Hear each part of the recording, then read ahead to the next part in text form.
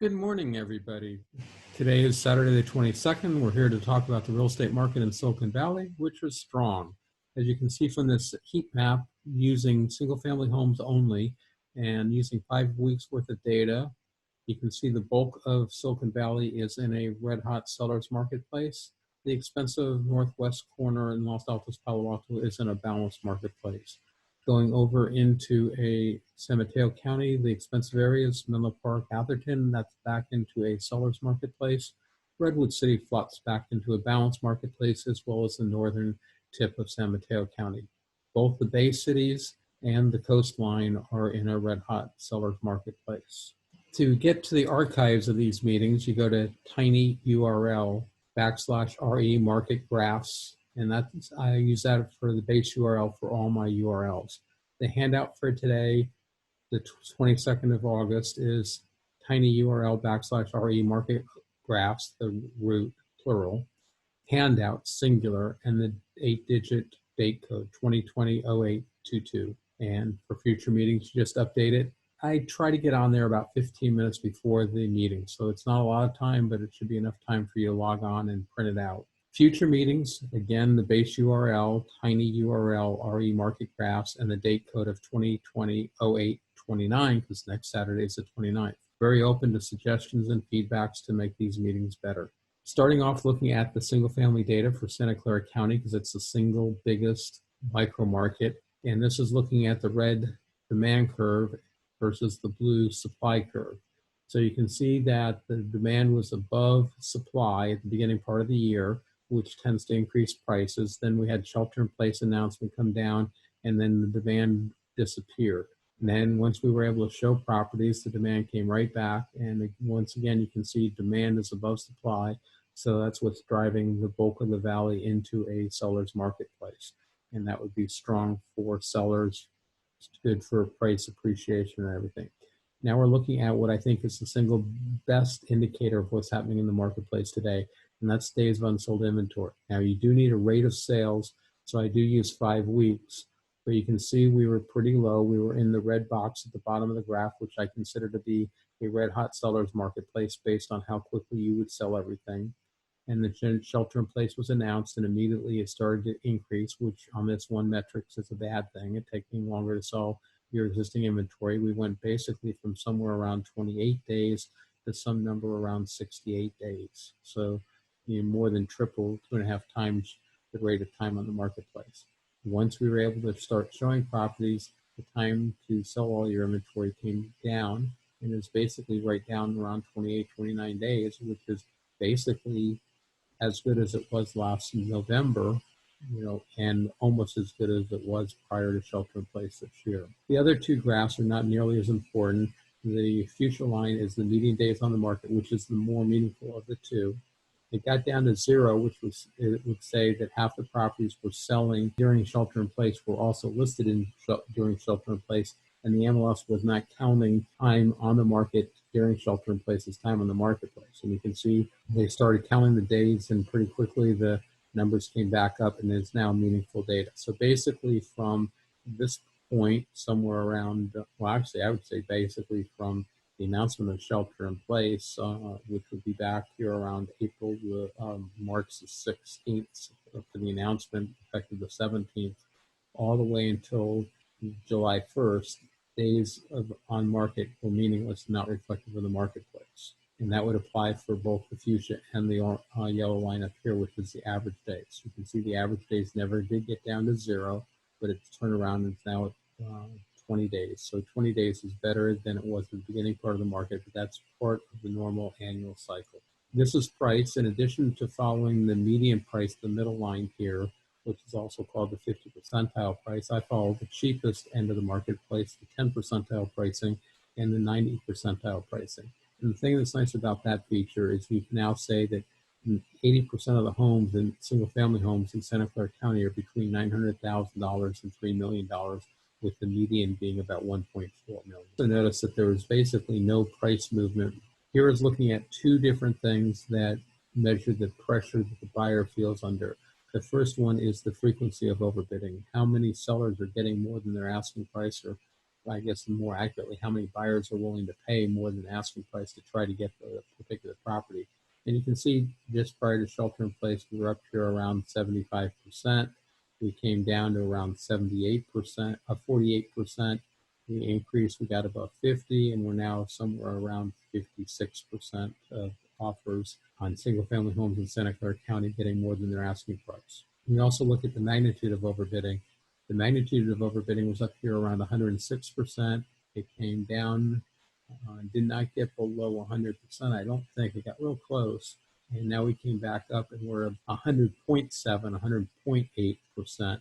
It's hard to see the line, or I thought impossible to see the line because it's the same color as the boxes. Again, this is a red hot marketplace. So the magnitude of overbidding is just in this top section, because anything below about 99% to about 98.5% would be a balanced marketplace, and anything under about 98.5% would be a strong buyer's marketplace, because we just never see that kind of price reduction. In fact, when we get into a buyer's marketplace, typically what happens is the buyers wait for the seller to reduce the price instead of going in below. Now we're looking at a different concept. This concept is the sale price to list price distribution for the given period of time, and you don't go along the line, but you jump between the lines. So the current line is this red line, and the orange line is the week before. And if you're jumping up in this direction diagonally up at 45 degrees, that is a good thing. If you're jumping down, that's a bad thing.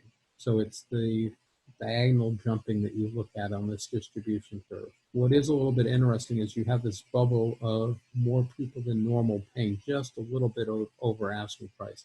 And that's fairly consistent anytime the market's been hit with negative news. Buyers are still willing to pay over asking price, but not nearly as much as they used to be willing to pay over the asking price. So you have this little bubble effect that sort of stands out. And it's significantly up from just even last week, because last week would have been the yellow line right here. The two dotted outer lines, the dotted highest one, the best month ever, was April of 2018. So that's the best overbidding. And by best, I always look at the seller's perspective, and I'm sorry for the buyers. I do work with buyers, but you have to take one side or the other. And people are looking at price. If prices go up, that is good for the seller. So it's just that's almost the norm in the industry. So this is the best month ever in Silicon Valley single-family homes as far as overbidding is concerned. The best August is August of 2017. And you can see that up here on the index. Because real estate has a strong annual cycle, it's important to compare the best month as well as the best current month. And that's why I'm comparing August to August. Conversely, on the lower side, you have the worst month ever, which was December of 2001, and the worst August, which was also August of 2001. So you can have an extreme basically at this time of year from the inner blue dotted line to the upper red dotted line. The lines in between are where the other actual years will be. And these are not years, these are weeks. So we're trying to see what's happening with the marketplace. So here I am looking at macro data. So I'm only looking at 1 week's worth of data, and I'm looking at as much data as I possibly can. So I'm looking at single family homes, condos, and townhouses, and both in Santa Clara and San Mateo County. So I'm comparing that, but my comparison is to single family homes in Santa Clara County only. So it's not a complete apples to apples comparison, but I'm using the biggest metric that I had, because this macro 1 week data is something I normally don't do. And then we're looking at the weekly data, and I need to update it, but this only goes back to April the 10th of this year. So this is April the 10th. So this would be closings in the week that ended April the 10th. Then this would be the week dotted line that ended on April the 17th. So you go from the tan line to the blue line, and basically you step down, and then these dashed lines are the next oldest lines, which were basically the month of June. And then we've turned around and we started going back up. So the fact that we've turned around and started going back up is the good news of it. And we're basically in the center of a great August and a terrible August. So, you're sort of in the middle of the road. Now, just for clarity, this is looking at only the last 12 weeks. So it's the same concept. The four most recent months are these solid lines right here. And you can see they're clustered together. And you can see how this week pulled away right here at the axis. So all of a sudden this week, a lot more buyers all of a sudden are willing to pay just like 1 or 2% above asking price to get a property. The dotted lines are the oldest, and you can see they're in the bottom, the worst market. So that was the worst of shelter in place, and the dashed lines are in between. Now this is looking at yearly data. So I'm now comparing single family, I'm now comparing apples and apples, but it's different than what we have been looking at. We've changed from macro data to micro data. Micro data is single family homes in Santa Clara County only. And we're comparing all the data. We're comparing the single family data for the current year to the single family data. So now you can see the recent Augusts have all been much better than the current August. The only August that's been roughly the same was August of 2016, and actually I guess we're better than August of 2017. So we're better than 2 out of the last 8 Augusts, which is pretty incredible. And I guess it's only 2 out of 7 because the current red line is one of the 8 Augusts. And then we're worse than 5 of them. Here's the same data, but only looking at the last 12 months. So 12 years. So you can see the current week data compared to the same data, but for the past years. And you can see we're sort of again in the middle of the pack, maybe a few more years at the top of us. And it's the more recent years that are on top of us. The only recent year that we're better on was just last year. So we're actually doing better right now than we were last year at this time. And I think that's important to realize. Now we're also looking at just this was macro data and the fact that the red line is only 1 week of data, micro data in the fact that it's only Santa Clara County single family homes. This is macro data in the fact that it's 1 week, but it's townhouse, condo, single family homes in both San Mateo County and Santa Clara County. And you're having 2 different graphs. One is the frequency of overbidding, and you can see that's right here, about 54 point something percent, and overbidding is just about 1.2%. I'd say a tad under 1.2%. So people are willing to overpay, and they're willing to pay about 2% over asking price. This graph is the average of all the things. If we were having a completely normal year, we'd be right on the red line. The only metric that's off is the new expired listings. I firmly believe that that's a result of the large number of drawn listings back with shelter in place, because once those withdrawn listings hit their expiration date, they show up as a new expired listing. Otherwise, there's no explanation on why there's so many more expired listings when the market is so good. There is also another change for people that are paying attention from past presentation, and that's this yellow line, which is the number of closings, has gone up quite a bit. And that was accomplished by simply going back and regathering the data.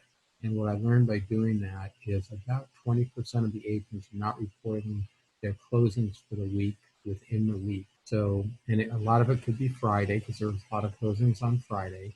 But and let's just blame it on Friday. If Friday's closings aren't reported to close until Monday, they're not here. That's 1 day out of 5 days.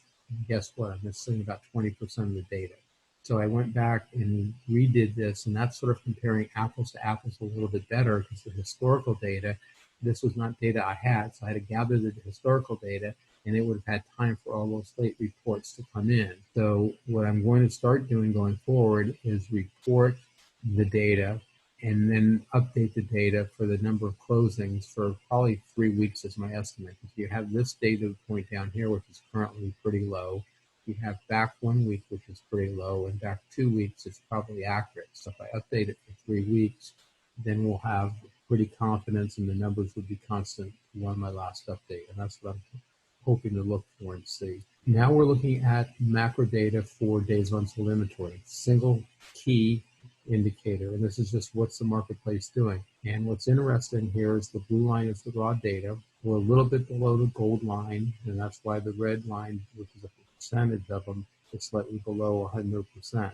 This doesn't really bother me, and what's interesting is the bulk of this, I believe, is because the condo townhouse market has been impacted by more than the single family marketplace. Moving on to total available inventory without an accepted offer. I know that's a little bit of a mouthful, but if I just said inventory, that's sort of misleading, because the industry standard locally is a bizarre standard, and that is active available with no accepted offer. plus all those listings where the listing agent wants the property to be continued to show while that property is already in a binding contract and in escrow. And that actually is a fairly significant percentage of the escrows, and those homes aren't available for a buyer to buy until the first buyer gives up. And most buyers and most agents don't look at those homes, so I don't count those homes. And I've never counted those homes. That's part of what got me into getting my own data, is I thought that was garbage data, because at times of the year, like in the beginning part of the year, the normal industry would show inventories increasing where the available inventory for a buyer to actually purchase is decreasing, and that's what my data would show. Right at 100%, that's why the blue line, which is the actual data, is very close to the gold line. You'll notice there wasn't this dip down. This dip down was for 4th of July. Basically, holidays aren't that significant now because people can't travel, so real estate's an optional event. More people will continue to do their optional real estate instead of taking a vacation over the 4th of July. This is the number of new listings that came onto the market just last week. So if we look at the data, it's up here. It's the gold standard, the 5-year median. And for the record, the last 5 years, 2015, 16, 17, 18, and 19 were all good years. So we're comparing the market now to a base that's based on 5 good years and saying that we're doing as well as that. Right now, the number of new listings is up, and that would be a concern, but we will quickly see that it's being eaten up by the number of new buyers. So here's the number of new buyers, and you have the blue line, which is the raw data, and the gold line, which is the benchmark. And about 1 week after the more inventory comes on the market, more sales come on the market.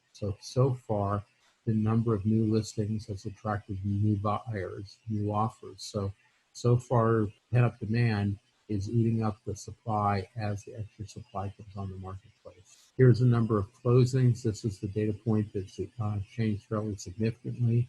Basically, from about this point to today, these were running right around 80%. And you have to look at the blue line, the red line. So from here to here was at 80%, and now you can see it's all basically at 100%. Here's at 80%, and that's because we were just coming out of shelter in place, lagging behind to come out of the offers. This is dropping down because the late reports haven't happened yet. If you join me next week, this data point will be back up here probably, this data point will be up here, and the decrease won't be as much. It's going to end up to be close to 20%. So I'd expect this data point to end up right about at 100% line, or potentially slightly higher than the 100% tile line. This is looking at the number of new expireds, basically right on normal. It's fluctuating a little bit. It's a little bit on the high side, especially here. And again, these spikes are at the end of the month. That is when a lot of the listings that were withdrawn and shelter in place are now hitting their expiration date and showing up. I think you're right on. Even if you say, Richard, you're crazy, the magnitude isn't that high, because these spikes are high, but the realistic numbers down here may be averaging out at like 30. So you're talking about 30 listings out of probably 2,000 listings. So it's not a huge number. And again, I believe that it's left over from announcing shelter in place. This is the number of new cancels. You can see the blue and the gold line are right on top of each other. So the red line is pretty close to being on each side of 100%. If you smooth out the fluctuations, it'd probably be right at 100%. Here's withdrawn. You'll notice that there is no historical data and there's no ratio. And that's because once a listing is withdrawn, it becomes an expired listing when that expiration date is arrived at. So there's no way to get the historical data. Now here's the heat map. This heat map, this first set of 5, is based on sale price, so I have to wait for escrow to close. So I'm going back 5 weeks. I'm going back another 30 days on top of that, so let's call that 4 weeks. Now we're back 9 weeks, and then we're looking at a 5-week moving average, so that's back to 14 weeks. We're looking at data from 14 weeks ago to 9 weeks ago to come up with this data. And so based on that, most of Santa Clara County is in a red-hot marketplace. There's obviously the outlying exceptions, which are on the outsides: South County, Saratoga, Los Gatos, and Los Altos, Palo Alto. If you go up to San Mateo County, their expensive areas is actually into a buyer's marketplace. The bulk of it is a neutral marketplace with the tip, northern tip being a seller's marketplace. And that's based on closed data. So this is essentially weeks 9 to 14 ago. And now if we advance 1 week at a time, you can see there's been a little bit of change here along the border in Foster City. Now, Foster City is a very small micro market. It's my smallest micro market area, so it really doesn't mean much. And it's just flipping back and forth. As you can see, it flipped the other way as well as did part of this area here. I think it was Palo Alto that was blue and went from blue to gray. So it went from a buyer's marketplace to a balanced marketplace. And these could be very small shifts if they're right over the shift point. Now we move to the 15th, and voila, now we're in pretty much a red hot marketplace, or the areas that aren't colored should be gray. I was having a problem with my software for my map overlays, but since there's only 2 colors, it worked out okay. So this would be gray, the coast would be gray, and South County would be gray. Looking for the 22nd, which is the current week, it's the same as last week. You can see Morgan Hill is now gray, Palo Alto is now gray, and the coast is gray. So that's the same as this, except this doesn't show the gray. Now we're moving on to days of unsold inventory. The thing that's nice about days of unsold inventory is we're 5 weeks more current, 4 weeks more current, so we don't have to wait for 30 days for escrows to close. This is simply based on supply and demand, but it is based on 5 weeks of data. So we're going back here 5 weeks, 5 Saturdays, 29 days, plus another 35 days. So we're basically going back 65 days. So 65 days ago, the marketplace, except for Los Altos, Palo Alto, was in a seller's marketplace. Then you move forward 1 week, and same thing, Palo Alto, Los Altos, and Redwood City flopped from a seller's marketplace to a neutral. And again, that's a very minor change to flip over. Moving forward to the 15th, now North San Mateo County has come into a balanced marketplace.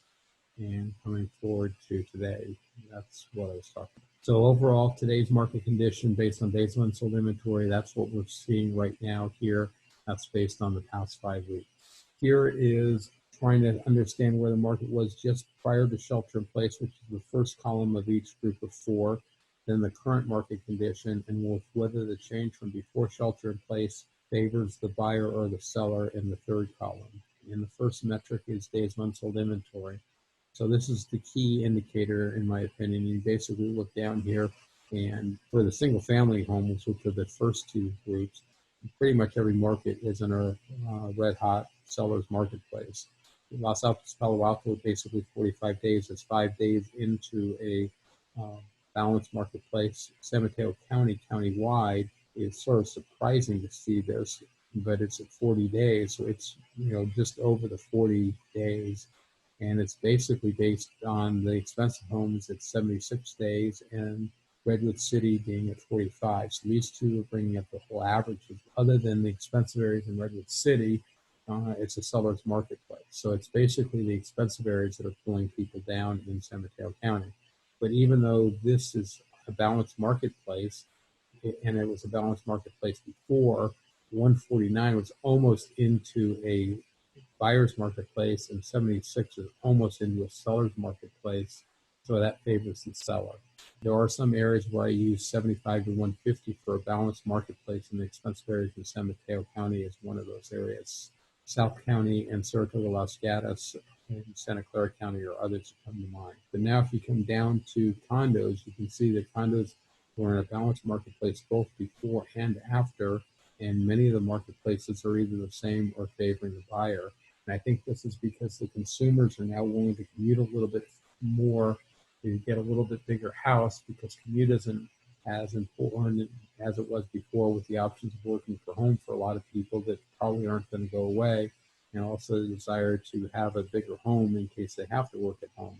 So that's hitting the condo market and the townhouse marketplace more than the single family marketplace. Same concept now on the frequency of overbidding. Feel free to pause the screen if you want to look at any particular area.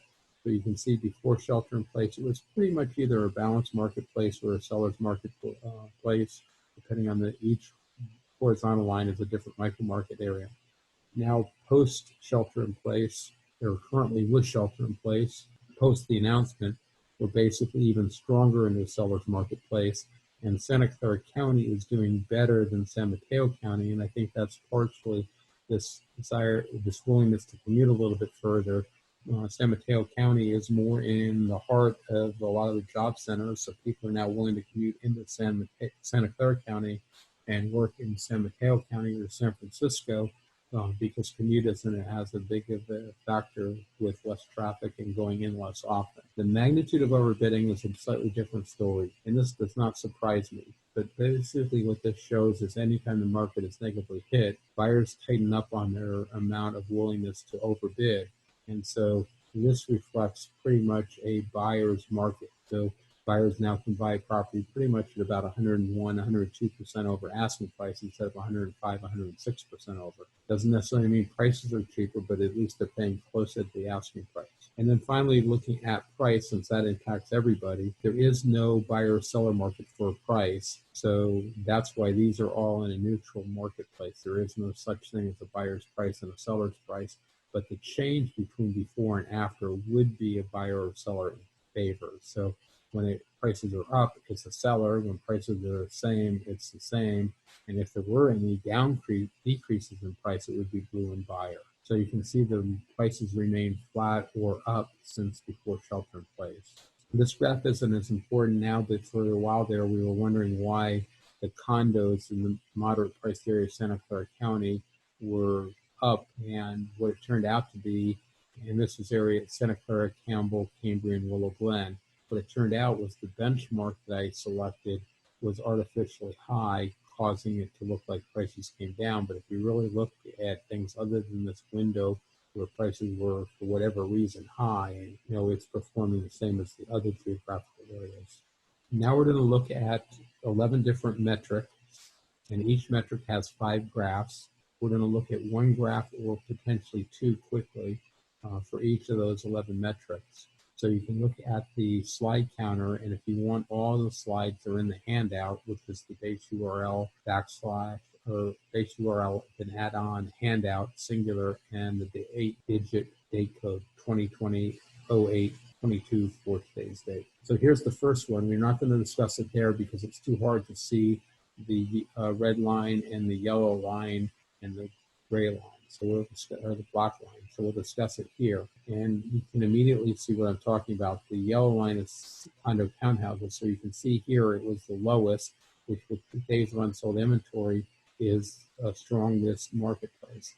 Now with shelter in place, it came up and it is the weakest. So it's got hit pretty hard in the negative direction because it's taking longer to sell out their inventory. If you look at the red line, which is Santa Clara County, it went from somewhere around 24 days all the way up to somewhere around 65 days. And now guess what? We're basically back down to somewhere around 24, 25 days. So Santa Clara County has recovered just as well as before. Shelter in place. San Mateo County was somewhere probably around 38, maybe 37, went up to around 75, 78. Now it's come down back up to 40. So San Mateo County is slightly slower, and that would go in with that whole concept of people aren't willing to pay a convenience premium or as much of a premium now as they were before, so the sellers haven't adjusted to that fact yet, so it's taking a little bit longer to sell their properties in San Mateo County. Here we're looking at days on the marketplace, and we'll discuss it here where we can see the different trends. And again, normally this is somewhat of an indicator of the marketplace, but this plummet here was just because the MLS froze the number of days on the MLS, and they did that basically from shelter in place, and they did it somewhere right here around, I think they did it on May 17th. I should go back and check it because I think it turned out to be exactly 2 months, and then it took a while for the data to come back up. So basically from July 1st to present day, the data is meaningful again, and basically prior to shelter in place, it's meaningful. But basically from this vertical purple line all the way through to where the data started fluctuating again, the data is meaningless because it was just the fact that the MLS froze the days on market. This is looking at current available. Here we can discuss this with all the 22 micro market graphs being shown because the 3 key ones stand out because of the largest. And that's why I selected these 3 to talk about. you can see they make up a much greater percentage of the marketplace than these. In fact, these 3 lines added together are the same as all 19 of these lines added up. What are we seeing here? We're seeing that the condo townhouses were basically had the same inventory as single family in San Mateo County, and now there's more condo townhouses than there are single families. So that would tend to say that condo townhouses have been hit more drastically. Now, just for clarification, I'm comparing it to single family in San Mateo County with condos in Santa Clara County, just because the magnitude is the same, not because they're apples and apples. And then you can see the red line is inventory in Santa Clara County came up, sort of leveled off, they now decreased a little bit. A little concerned about this recent increase, but so far the buyers have stepped up to eat that up. Now we're looking at the number of offers accepted in the past 5 weeks. You can see the huge impact from shelter in place. We came up and we're leveled off. Normally, the peak is the 5 weeks before Memorial Day, which is way back at the end of May. This is delayed because of COVID, but we're basically at the plateau now, and we're probably going down in the not distant future. This is the number of closed transactions. Same concept. Condos and townhouses in Santa Clara County were closing more than single-family houses in San Mateo County. Now, San Mateo County single-family homes are closing more units than condos and townhouses in Santa Clara. You can see the same pattern after shelter-in-place, plus the delay for escrows. The number of escrows started to come down. Then all of a sudden, we could start selling properties, and the numbers started to come up. You sort of see that we're reaching the plateau right now. Little fluctuation, which I believe is associated with July the 4th or potentially the end of the month, more likely the end of the month, because it's too close to be July the 4th.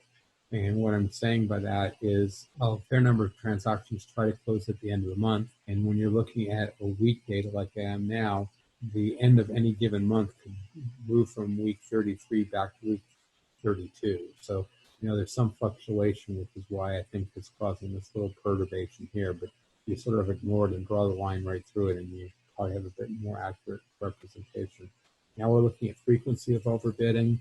And again, some slides, and in fact, 62, 63, and 64 won't be displayed. They are available in the handout if you want to look at micro market areas. Again, you have the condo marketplace here where 30% were overbidding. Now we have somewhere around 45% overbidding. So the amount of overbidding for condos and townhouses is still pretty robust, and it's actually now more robust than it was before shelter in place. Single-family homes went from about 45% to basically 46% and around 52%. Actually, here they're both over 50%. So, single-family is better now than it was before shelter in place, and even condos and townhouses. Well, it's better than the worst, but so is that, and that's beginning. So if you go from here, everything's down from. Everything's down. Even San Mateo County. San Mateo County is the closest to being that. Here's the magnitude of overbidding. So this is how much are buyers willing to overbid, and here you can see the fairly significant reduction because you were up here at 105%, and now you're down here at somewhere around 101.8%. Here is the 10 percentile pricing, which is something most people don't follow, but it allows you to see when one area is doing better, one price point is doing better than another price point. You have price compression and price separation at different times. So this is the same concept as the median, which is the 50 percentile, but this tells you what's happening to the lowest percentile, the least expensive homes in each given micro market. And now we move on to the median sell price, which is what most people talk about, and you can see prices are pretty flat. Now we're moving on to 90 percentile pricing. If I can get my thing to go back, there we go. Here, again, prices are pretty much flat. There might be a little bit more upward pressure, which is interesting on the more expensive homes. I think that's probably more a fluctuation of what is particularly selling on a given week versus any market trends. Moving on to duration of escrow, pretty insignificant number. Here it's at somewhere clearly under 28 days and lower. San Mateo County was actually down to 25. All of them went up to 30 days. And now San Mateo County is sitting at 29. Basically what it's saying is it's taking a little bit longer to close escrows. 30 days to close an escrow is still quite acceptable. Here is the actual raw data point for each one of the different micro market areas. You can look up any particular metrics. Something I don't discuss in this meeting, but it's interesting, is I have the median square footage and their average number of bedrooms and bathrooms, so you have some idea what the home is that reflects that median priced home. Here's the same information for San Mateo County. And because I had a little extra room on the bottom of the table, I was able to put in some definitions. And here is condos and townhouses. This is the data for Santa Clara County single-family homes going back 20 years. You can look at each one of them. Highlighted different ones here, which I think are the more significant data points. And that concludes my talk. Here is what I keep talking as the base URL. You get to the handouts by adding handout and the date, digit date code 2020-08-22. You get to next week's meeting by the base URL and putting in 2020-08-29. And I'm open for any questions.